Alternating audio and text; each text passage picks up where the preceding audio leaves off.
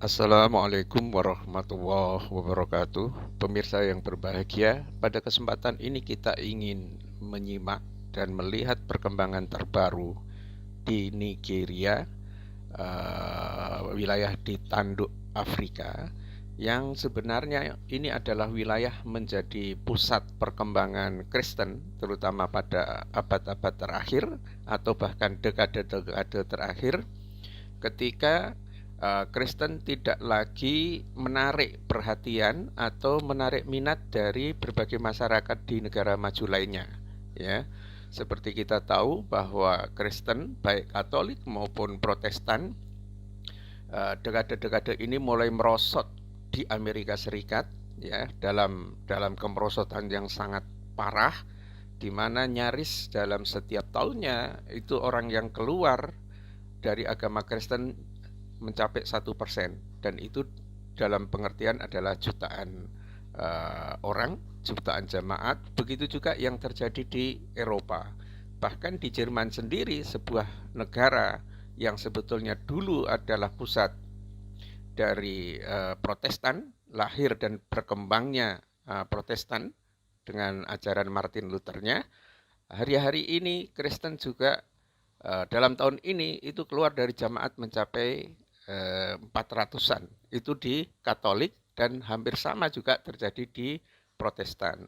Nah, satu-satunya harapan perkembangan Kristen ada di wilayah Afrika, dan yang sangat besar dan diharapkan adalah Nigeria dengan jumlah populasi yang pada tahun 2018 itu mencapai 200 jiwa. Nah, ini satu harapan yang sangat besar. Karena apa? Karena Kristen sebetulnya sangat lambat masuk di Nigeria, baru seabad yang lalu, tetapi perkembangannya sangat cepat. Jadi mencapai sekitar 48% dari totalnya. Sementara Islam di Nigeria yang sebetulnya sudah uh, uh, datang ke Nigeria sekitar abad 11, ya, itu mencapai sekitar 50%, ya. Kita tahu bahwa jumlah 48% itu adalah nyaris 100 juta jiwa, ya, yang kebanyakan dari mereka adalah Protestan. Jadi ini benar-benar negara-negara Afrika Tengah terutama adalah negara-negara diharapkan bisa mengisi kekosongan dari Kristen yang saat ini merosot, ya, dramatik kemerosotannya itu, sehingga dari berbagai tokoh Kristen memang berharap bahwa kemungkinan besar Kristen akan pindah ke wilayah Afrika Tengah, ya. Namun apa yang terjadi hari-hari ini, ya, di Nigeria, di Abuja, ibu kota baru Nigeria, semula adalah Lagos, sekarang menjadi Abuja, itu kemudian ada sekitar 42 pastor dan 2 uskupnya itu rame-rame masuk ke dalam Islam itu. Ya, ini adalah satu berita yang sangat mengejutkan, ya, terjadi di dalam suatu persaingan agama yang sangat keras, ya. Kita tahu bahwa beberapa kali di Nigeria karena keseimbangan antara Kristen dan Islam, memang beberapa wilayah, ya, kebanyakan Kristen itu di wilayah agak utara di Nigeria, sementara wilayah selatan atau wilayah tengah pedalaman itu diisi oleh Kristen, ya, wilayah-wilayah pantai diisi oleh Islam. Itu menandakan bahwa sebetulnya memang dahulu penyebaran umat Islam melalui pantai bagian barat, pantai barat Afrika dengan menggunakan kapal-kapal layar. Nah, sementara misionaris memang dibiayai secara habis-habisan, baik pihak, terutama pihak Protestan, itu bisa masuk ke pedalaman Nigeria, itu karena memang mengandalkan pendanaan yang luar biasa banyaknya, ya. Dengan harapan memang ini akan menjadi pusat baru dari kekristenan yang diandalkan untuk masa-masa yang akan datang itu. Nah, kenapa saat ini, ya, terjadi suatu titik balik kembali di mana orang-orang Kristen itu masuk ke dalam Islam, ya. Ini sebetulnya beberapa uskup ya yang sudah kembali kepada Islam.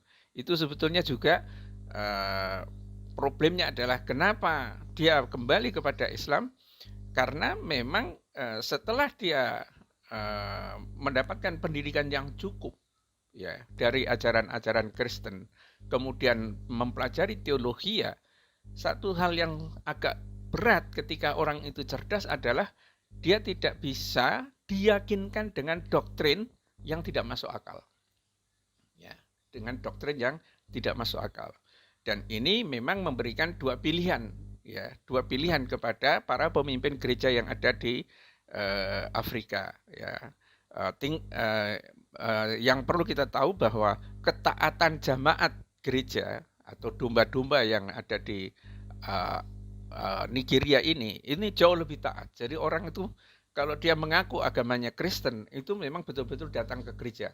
Jadi rajin semua. Itu berbeda dengan apa yang terjadi pada hari ini di Eropa, ya. Ketika orang dibaptis masih menjadi agama Kristen dengan denominasi apapun gitu, tetapi ketika remaja dia sudah tidak pernah lagi datang ke gereja, dan gereja hanya disisakan yang hadir itu adalah orang-orang yang sangat tua. Banyak diantaranya sudah pakai tongkat, sudah di atas 65 tahun, dan berbagai omongan mengatakan bahwa mereka sebetulnya sedang menunggu reuni teman-temannya ya, yang sesama tua, yang tampaknya mulai terbuang dari keluarga-keluarganya, anak keturunannya itu. Nah, berbeda dengan gereja-gereja yang ada di Nigeria, di mana orang itu sangat rajin datang ke gereja itu. Ya, jadi betul-betul agama adalah satu hal yang sangat penting ya di sana. Ya, kecuali hanya sekitar 2% saja agama-agama tradisional yang mungkin sifatnya animisme dan dinamisme. Lainnya itu terpecah, terbagi menjadi Protestan sekitar 48% dan Islam sekitar 50% sekian. Hanya kemudian di dalam riset yang dikemukakan oleh Pew Research Center, kemungkinan 10 tahun yang akan datang Islam bisa menjadi sekitar 60% lagi. Kenapa? Ya, kenapa seperti itu? Adalah tren baru, memang terjadi konversi, ya, terjadi perpindahan dalam pemeluk agama, di mana saat ini ya ketika kota Abuja atau bahkan Lagos dibangun dengan modernisme, dengan perangkat teknologi informasi yang memadai, pikiran orang mulai terbuka dengan lebar.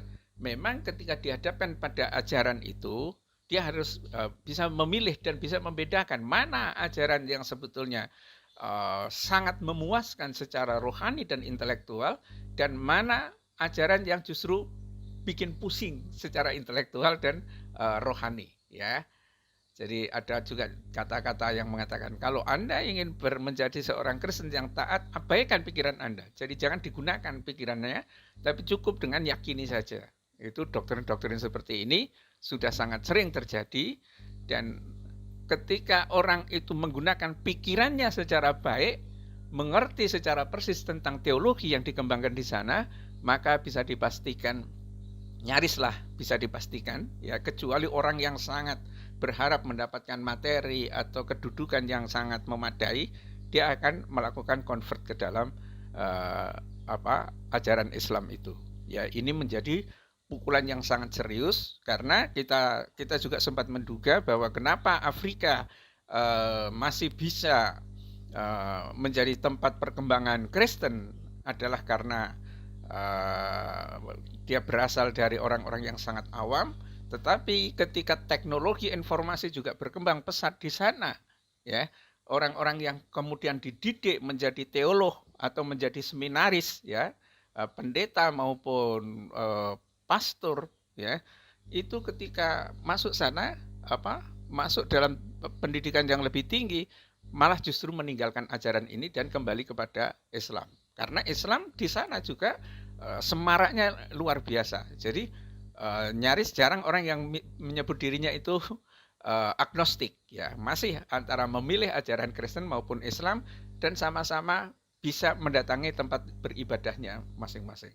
Ya, ada gereja yang sangat besar dan penuh jamaatnya, bisa sampai ribuan, tetapi hari ini betul-betul digerogoti oleh keraguan oleh para pemimpinnya sendiri, dan para pendeta atau para penggembala ini ya membawa serta keluarganya untuk masuk ke dalam ajaran Islam ini. Ya, dilakukan di suatu masjid nasional yang ada di tengah, dan mereka kemudian di-training selama 1 minggu untuk mengenal secara lebih baik ajaran Islam. Jadi ini memang duka yang sangat dalam bagi Kristen yang ada di Eropa, maupun terutama Eropa ya, karena dia mengharap negara-negara Afrika Tengah akan menggantikan populasi Kristen yang merosot di Eropa maupun Amerika, tapi kenyataannya sekarang dengan perkembangan teknologi ternyata juga Kristen akhirnya menjadi menyusut, dan banyak yang akhirnya masuk Islam. Ini berita gembira ya bagi kita umat Islam, karena kalau ini yang terjadi dan tren ini terus berlangsung, maka memang perkembangan Islam akan melesat jauh ya, dan dunia akan dipenuhi oleh umat Islam. Billahi taufik wal hidayah. Assalamualaikum warahmatullahi wabarakatuh.